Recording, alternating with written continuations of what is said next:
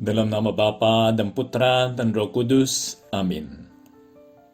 Ya Tuhanku, ya Allahku, aku sungguh percaya bahwa Engkau hadir di sini, bahwa Engkau melihatku, bahwa Engkau mendengarkan aku.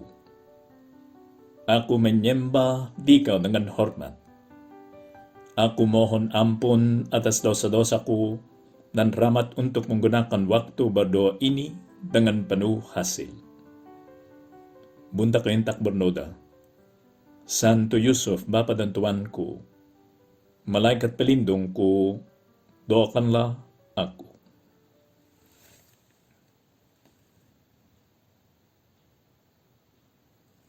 Antara para rasul,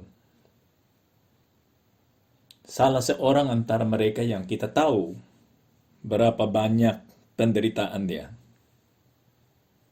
Dan Tuhan Yesus Kristus sendiri mengatakan kepada Ananias yang membaptis Santo Paulus bahwa dia dipanggil untuk menderita banyak.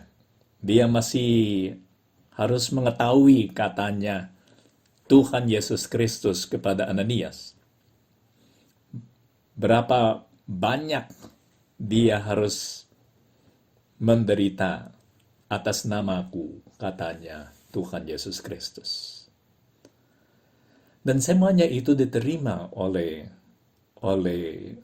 Santo Paulus. Katanya di dalam surat keduanya kepada jemaat di Korintus, apakah mereka pelayan Kristus? Dia berbicara tentang orang-orang itu, orang Yahudi yang mengkritisi dia. Apakah mereka pelayan Kristus? Aku berkata seperti orang gila, aku lebih lagi, katanya Santo Paulus. Dia tidak mau sombong, tapi dia harus menjelaskan kepada mereka bahwa dia sungguh seorang rasul. Aku lebih banyak berjeri lelah, lebih sering di dalam penjara, didera di luar batas, kerap kali dalam bahaya maut. 5 kali aku disesah orang Yahudi. Setiap kali 40 kurang 1 pukulan. 3 kali aku didera. 1 kali aku dilempari dengan batu.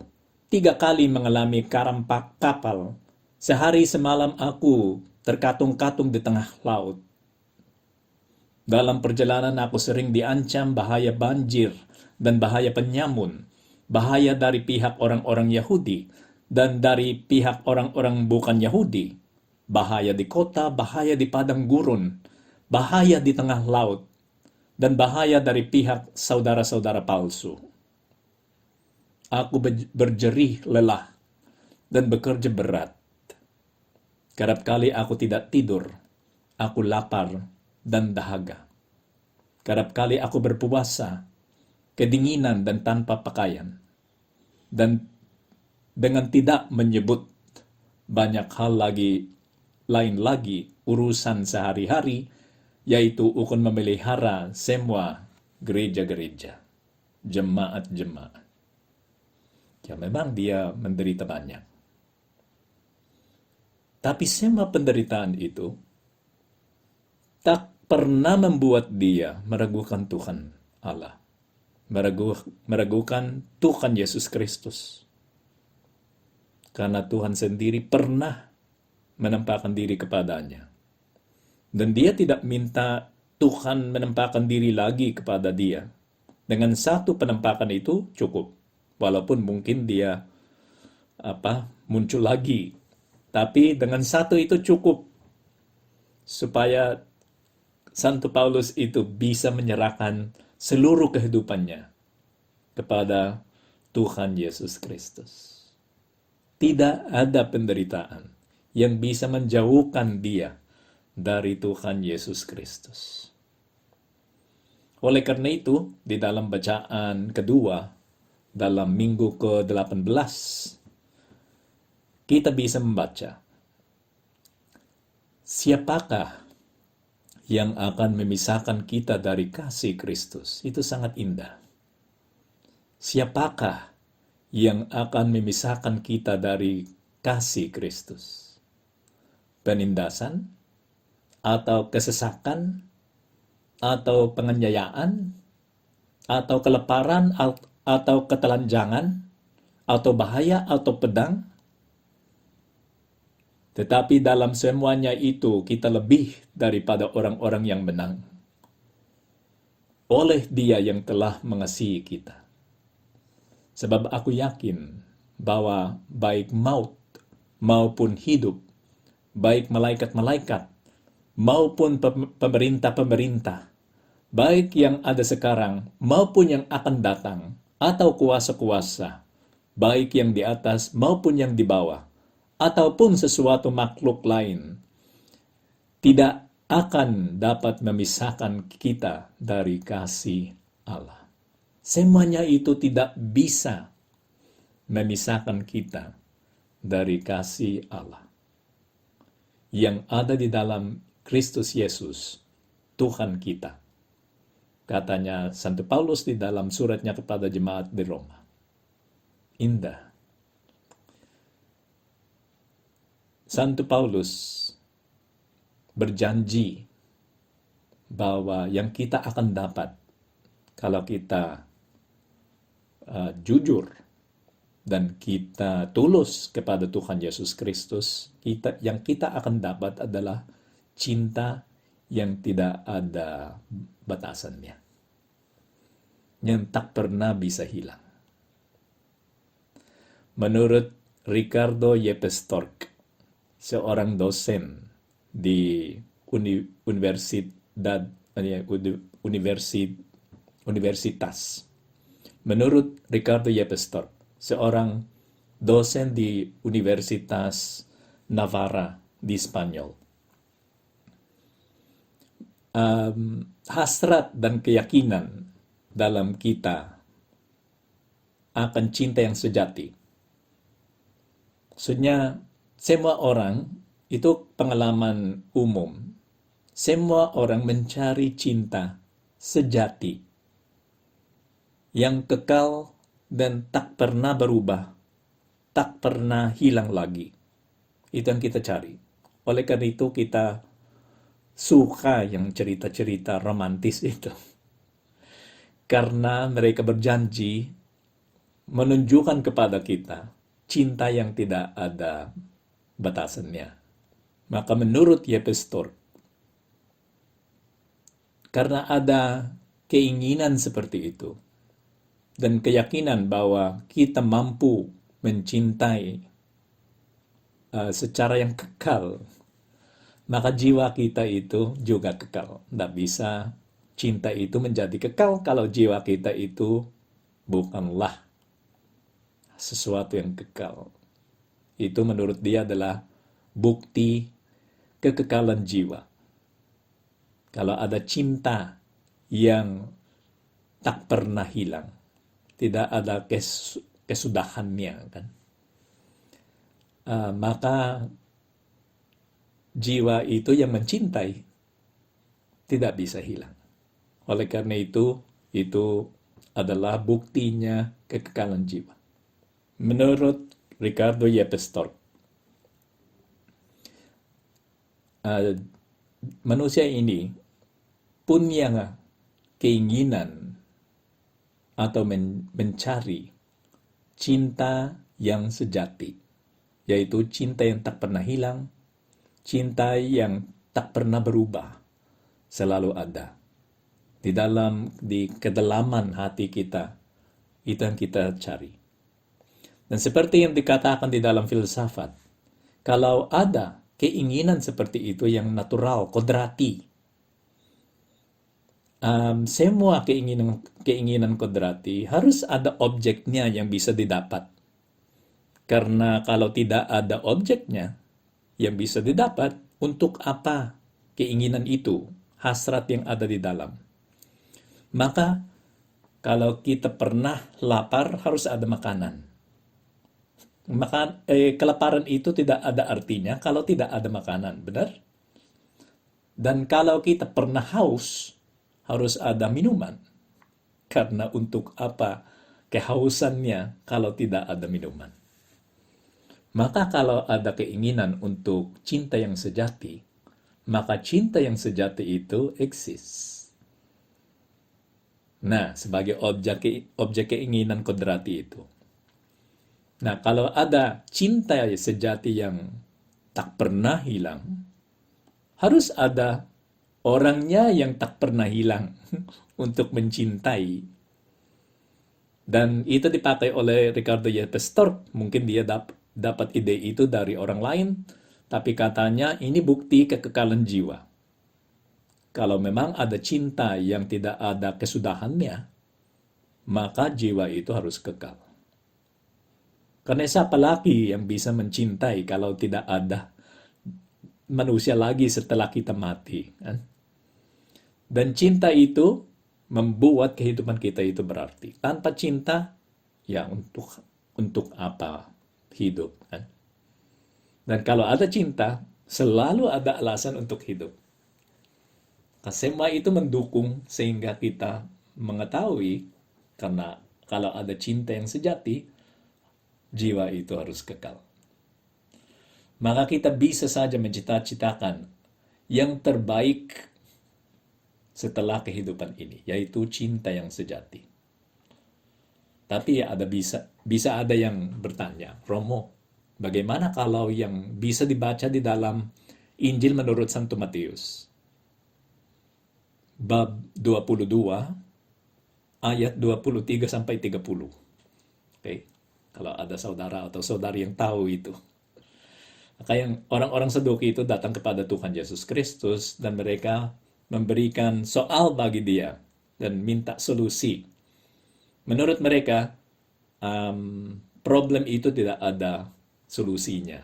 Maka mereka mau menguji Tuhan Yesus Kristus untuk mengetahui kalau dia sungguh Sang Mesias dan sungguh seorang nabi. Rasanya Tuhan Yesus Kristus itu tidak bisa menjawab. Karena mereka sendiri yang paling pintar menurut mereka tentang kitab-kitab suci, mereka sendiri tidak menemukan solusinya. Maka mereka tanya, Guru, Musa mengatakan bahwa jika seorang mati dengan tiada meninggalkan anak, saudaranya harus kawin dengan istrinya dan membangkitkan keturunan bagi saudaranya itu. Tetapi di antara kami ada 7 orang bersaudara. Yang pertama kawin, tetapi kemudian mati. Dan karena ia tidak mempunyai keturunan, ia meninggalkan istrinya itu bagi saudaranya. Demikian juga yang kedua dan yang ketiga sampai dengan yang ketujuh. Dan akhirnya sesudah mereka semua, perempuan itu pun mati. Tak siapapun antara mereka punya anak. Siapakah di antara ketujuh orang itu, katanya orang-orang Saduki itu? Siapakah di antara ketujuh orang itu yang menjadi suami perempuan itu pada hari kebangkitan? Kalau memang jiwa kita itu bangkit lagi atau badan kita bangkit lagi. Sebab mereka semua telah beristrikan dia. Kita tahu bahwa Tuhan Yesus Kristus menjawab, kan? Sehingga orang-orang Saduki itu tidak tanya lagi. Kamu sesat, katanya Tuhan Yesus Kristus, sebab kamu tidak mengerti kitab suci. Ya, orang-orang Saduki yang percaya, berpikir bahwa mereka yang paling pintar tentang tafsiran kitab suci. Katanya Tuhan Yesus Kristus kepada mereka, kamu sesat, sebab kamu tidak mengerti kitab suci maupun kuasa Allah. Karena pada waktu kebangkitan, orang tidak kawin dan tidak dikawinkan, melainkan hidup seperti malaikat di surga. Ya ini Romo, bagaimana? Kalau mereka malaikat tidak ada perkawinan lagi, semuanya itu berubah. Maka cinta itu kemana? Tidak ada cinta yang kekal, hanya cintanya Tuhan. Memang menurut saya ya, sudah tidak perlu beranak lagi. Untuk apa? Karena waktu kita di bumi ini sudah selesai, sudah habis. punya anak itu tidak ada lagi. Maka bagian perkawinan yang berhubungan dengan melahirkan anak, menurut saya, sudah tidak ada lagi. Tetapi orangnya, yang jiwanya masih ada di sini, pasti orang yang sama, tidak berubah. Dia tidak menjadi orang lain. Dan apa yang terjadi di bumi, dia ingat. Ini kita tahu karena cerita itu dari Tuhan Yesus Kristus tentang Lazarus. Dan orang kaya itu, si Lazarus dibawa ke pangkuan Abraham dan orang kaya itu masuk ke neraka. Tapi si orang yang kaya itu yang masuk ke neraka masih ingat saudaranya. Nah, ini. Masa yang masuk ke neraka masih ingat saudaranya, dan suami yang masuk ke surga sudah tidak ingat istrinya lagi. Nah, kalau dia memang orang baik, dia pasti masih ingat. Oke, maka kita bisa ingat apa yang terjadi di bumi, jiwa-jiwa itu di surga masih ingat. Dan semua orang yang pernah dekat dia di bumi tetap dekat dia setelah dia mati. Oleh karena itu, cinta itu kekal. Maka kita harus menambah cinta. Dan yang bertambah banyak cintanya di dalam kehidupan kita, orang yang beruntung. Karena setelah dia mati, cinta yang kekal itu ya berlimpah-limpah di surga. Cinta Tuhan lebih kuat daripada kematian, katanya Bapak Paus Fransiskus di dalam salah satu Angelusnya. Katanya, saudara-saudariku yang terkasih, hari ini saya ingin merenungkan situasinya keluarga yang kehilangan salah satu anggotanya. Meskipun kematian adalah bagian dari kehidupan sehari-hari, tampaknya tidak pernah dialami oleh kita, kan? Kan itu terjadi hanya satu kali. Itu menyebabkan rasa sakit dan kebingungan bagi kita. Dan kita tidak tahu bagaimana menjelaskannya. Tapi kita juga tahu bahwa cinta Tuhan itu lebih kuat daripada kematian. Itu yang kita baca di dalam Kidung Agung.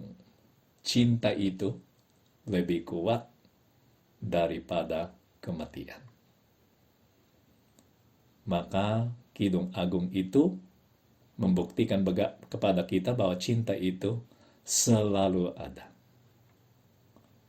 Cinta selalu ada, dan itu dijelaskan lagi oleh Santo Paulus. Katanya di dalam suratnya pertama kepada jemaat di Korintus, sekalipun aku dapat berkata-kata dengan semua bahasa manusia dan bahasa malaikat, tetapi jika aku tidak mempunyai kasih, di orangnya berbahasa manusia, berbahasa malaikat, polyglot, sampai bukan hanya bahasa manusia, tapi bahasa malaikat pun dia tahu. Tetapi aku tidak mempunyai kasih, aku sama dengan gong yang berkumandang dan canang yang gemerincing. Tidak ada hidupnya di dalam diri mereka, kan? Tanpa kasih, walaupun saya bisa berbahasa banyak, itu tidak ada artinya. Sekalipun aku mempunyai karunia untuk bernubuat, dan aku mengetahui segala rahasia, dan memiliki seluruh pengetahuan, dan sekalipun aku memiliki iman yang sempurna untuk memindahkan gunung, tetapi jika aku tidak mempunyai kasih, aku sama sekali tidak berguna. Dan sekalipun akan dia nambah banyak alasan kan, dan perbandingan. Sekalipun aku membagi-bagikan segala sesuatu yang ada pada aku, bahkan menyerahkan tubuhku untuk dibakar. Tetapi jika aku tidak mempunyai kasih, sedikit pun tidak ada faedahnya bagiku. Kasih itu sabar, kasih itu murah hati. Ia tidak cemburu, ia tidak memegahkan memegahkan diri, dan tidak sombong. Ia tidak melakukan yang tidak sopan dan tidak mencari keuntungan diri sendiri. Ia tidak pemarah dan tidak menyimpan kesalahan orang lain. Ia tidak bersukacita karena ketidakadilan, tetapi ia bersukacita karena kebenaran. Ia menutupi segala sesuatu yang negatif dia mengeluarkan. Dia tidak memikirkannya lagi tentang orang lain. Percaya segala sesuatu, mengharapkan segala sesuatu, sabar menanggung segala sesuatu. Itu cinta. Orang yang tahu bagaimana mencintai sesamanya, tidak ada masalah antara hal-hal itu yang disebut oleh Santo Paulus di dalam surat pertamanya kepada jemaat di Korintus.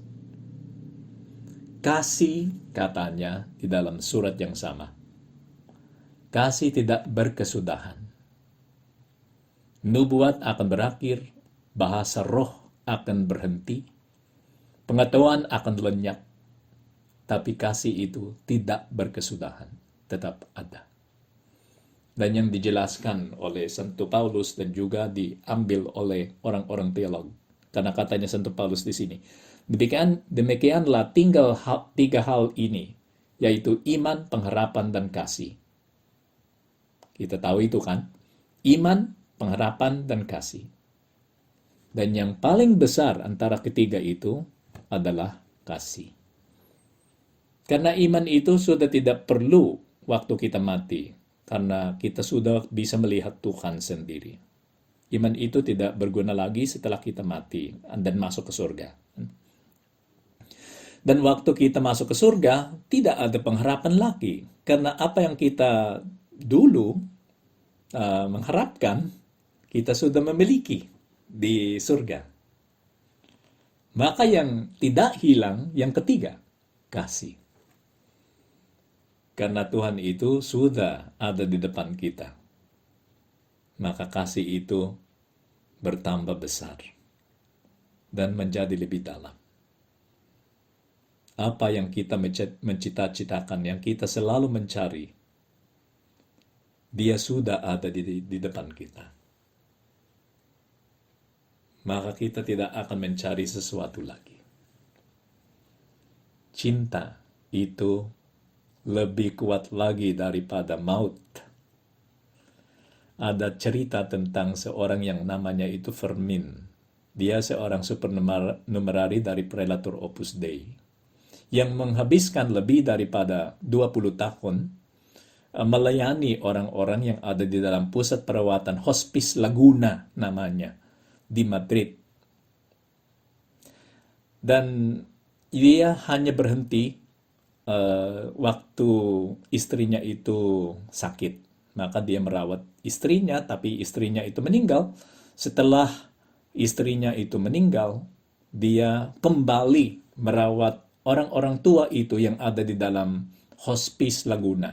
Hospice itu adalah tempat untuk orang yang penyakitnya itu begitu parah sehingga ya sudah dekat kematiannya.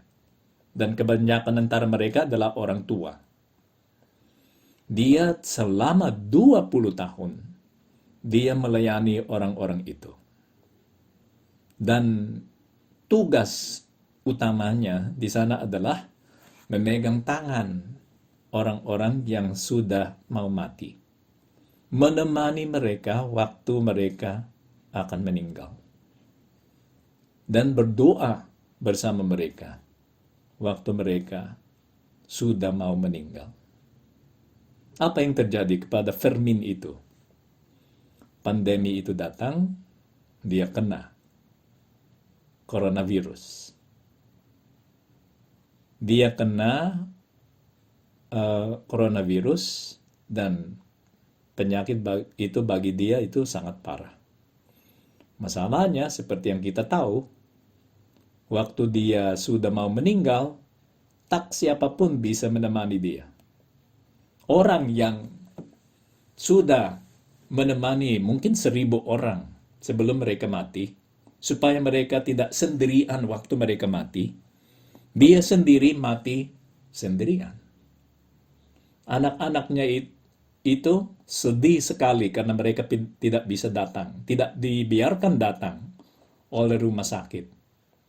Karena putranya itu Carlos ada di Brussels dan putrinya itu ada di Louisiana. Mereka tidak bisa terbang ke Spanyol untuk menemani ayahnya dalam titik akhirnya itu.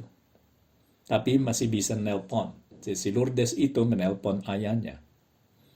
Apalagi yang dia bisa mengatakan. Katanya kepada ayahnya, "Ayah, aku sangat mencintaimu." Itu yang dia katakan kepada papanya, walaupun dia tidak bisa datang. "Sorry, Pa, aku tidak bisa datang. Bukan karena saya tidak mau, karena mustahil, tidak dibiarkan.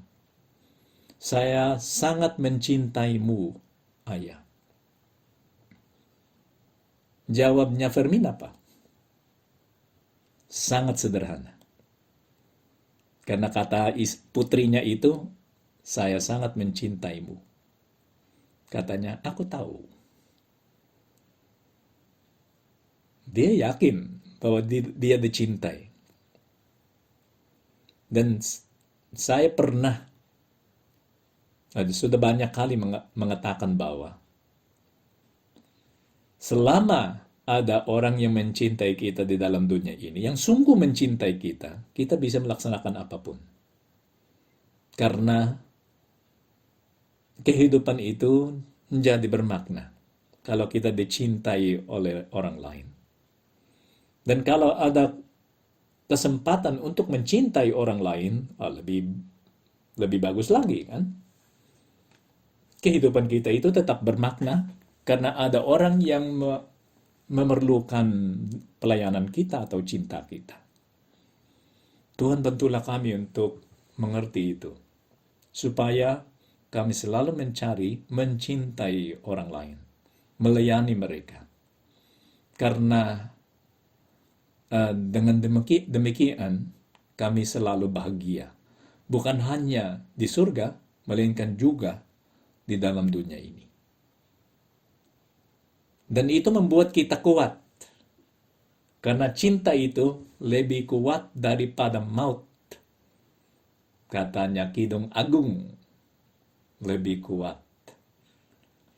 Menurut Santo Josemaria, pendiri Opus Dei, waktu dia melihat karakternya dan sifatnya para rasul Tuhan Yesus Kristus, dia melihat bahwa mereka orang biasa, benar, dan punya kelemahan-kelemahannya. Dan mungkin kelemahan yang paling besar adalah waktu Tuhan Yesus Kristus disalibkan, mereka tidak ada sama sekali.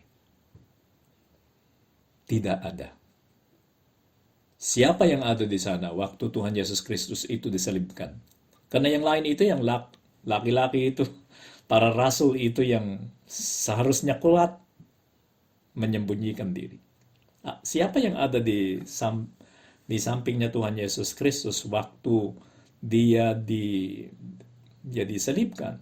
Ibunya, Bunda Maria, sama Maria Magdalena, Maria dari Kleopas, dan Salome. Dan yang satu-satu lakinya adalah, ya ada banyak laki-laki, tapi semuanya itu adalah musuh kan. Orang yang mau membunuh dia, kecuali orang itu penyamun yang masuk ke surga. Oke. Siapa antara rasulnya yang ada di sana? Santo Yohanes. Orang itu yang mulai mengikuti Tuhan Yesus Kristus waktu dia berumur 15 tahun. Dan mungkin pada waktu penyalibannya Tuhan Yesus Kristus dia berumur 18 tahun. Ya memang sekarang kita merasa, wah sangat muda orang itu. Tapi pada waktu mereka itu sudah orang dewasa, 15 tahun. Sangat dewasa, 15. Harus dewasa. Tidak ada kemungkinan lain. Orang yang 15 tahun pada waktunya Tuhan Yesus Kristus harus dewasa. Bunda Maria sendiri menikah waktu dia 15 tahun. Oke.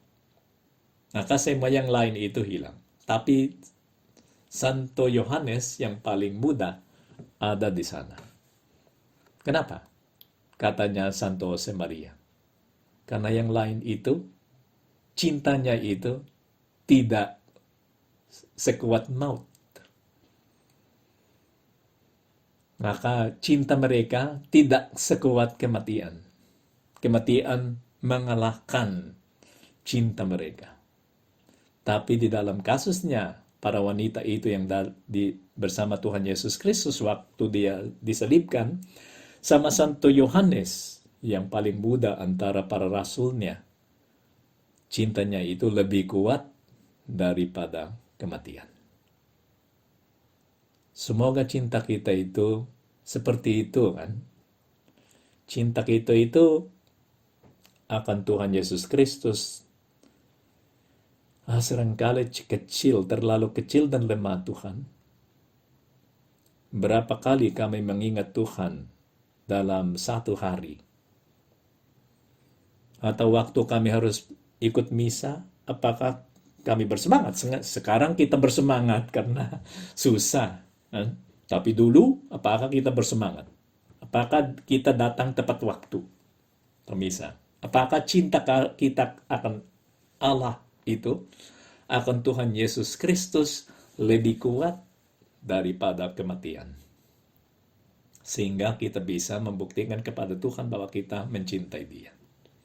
Seorang ibu tahu bagaimana mencintai anaknya. Ada seorang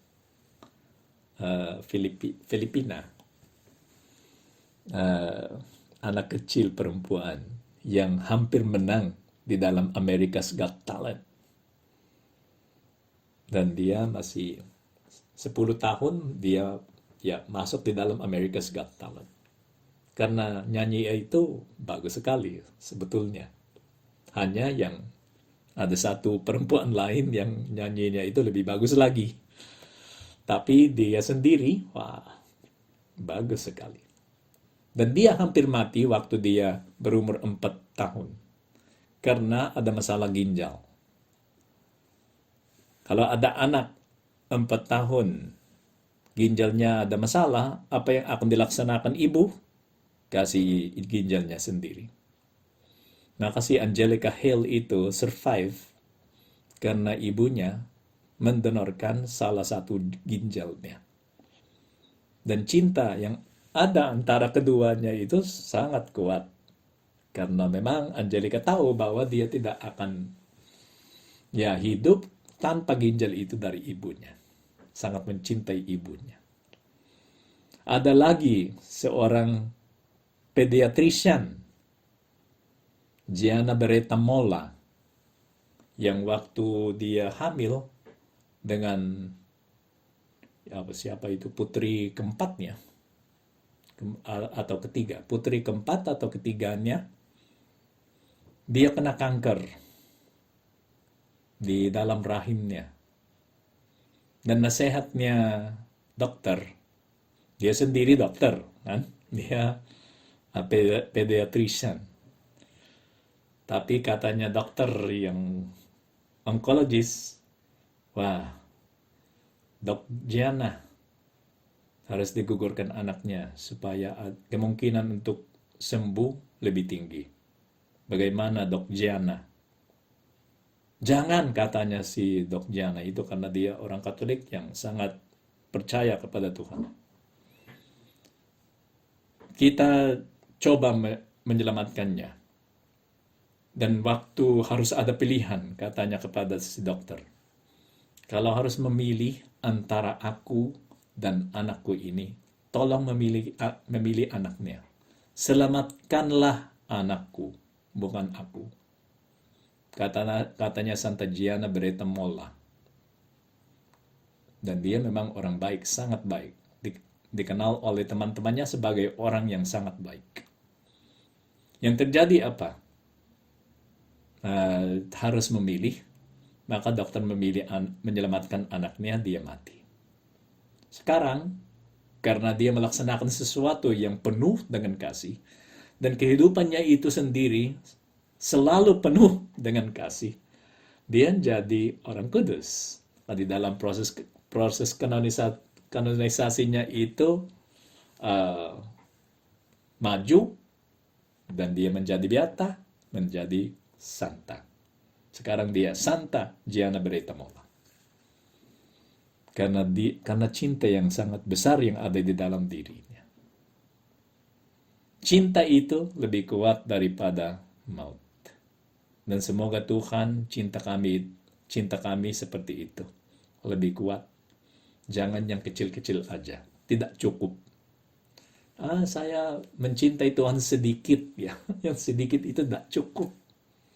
Karena yang patut diberikan kepada Tuhan adalah cinta yang sungguh dan lengkap. Marilah kita pergi kepada Bunda Maria. Bunda Maria, bantulah kami supaya cinta kami itu terus berkembang. Supaya cinta ini tidak selalu kecil, lemah. Semoga kami tidak pelit dengan Tuhan. Kasih hanya yang berlebihannya, yang kita tidak perlu, oke? Yang cinta yang saya tidak perlu dikasih kepada Tuhan. Yang ini yang saya tidak perlu dikasih kepada Tuhan. Tapi yang saya perlu, yang saya ingin untuk aku. Itu bukan cinta. Maka bantulah kami, Bunda, supaya cinta kami itu menjadi sejati. Dan karena hanya cinta yang sejati yang lebih kuat daripada maut.